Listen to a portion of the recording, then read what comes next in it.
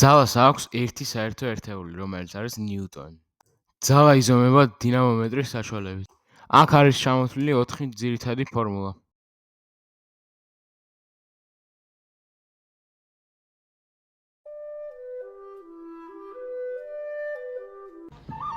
ეს არის სანდრო.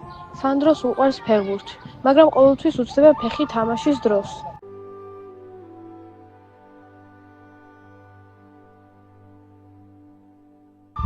ნეტა რატომ უცდება მას ფეხი? სანდროს თამაშის დროს არ აცვია სპეციალური ფეხსაცმელი, ამიტომაც მან უნდა ჩაიცვას შიპებიანი ბუცები.